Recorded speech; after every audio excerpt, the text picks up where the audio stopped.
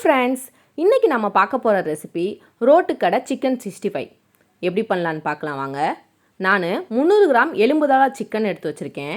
இதில் 3 table spoon கடலை மாவு ஆட் பண்ணிக்கலாம். நெக்ஸ்ட்டு 3 டேபிள் ஸ்பூன் கார்ன்ஃப்ளவர் மாவு அதையும் இதோடு சேர்த்துக்கலாம். சிக்கன் 65 மசாலா 2 டேபிள் ஸ்பூன் அதையும் இதோடு சேர்த்துடலாம். 1 டேபிள் ஸ்பூன் மிளகாய்த்தூள்,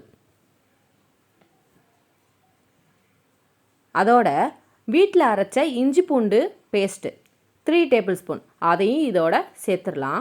300 கிராமுக்கு 3 டேபிள் ஸ்பூன் போதுமானது.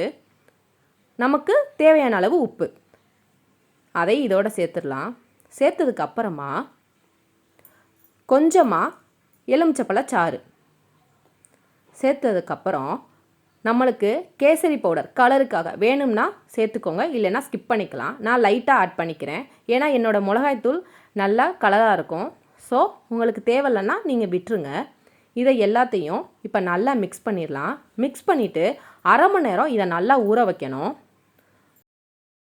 அரை மணி நேரத்துக்கு அப்புறமா இதை எடுத்து நம்மளோட ஆயில் ஹீட் பண்ணிவிட்டு நம்ம பொரிக்க ஸ்டார்ட் பண்ணிடலாம். ஒவ்வொன்றா எடுத்து நம்ம எண்ணெயில் சேர்த்துக்கலாம்.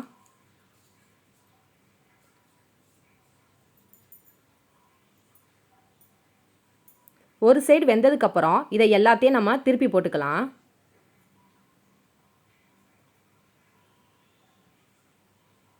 ரெண்டு சைடும் பெரட்டி நல்லா வேக வச்சு எடுத்துக்கோங்க.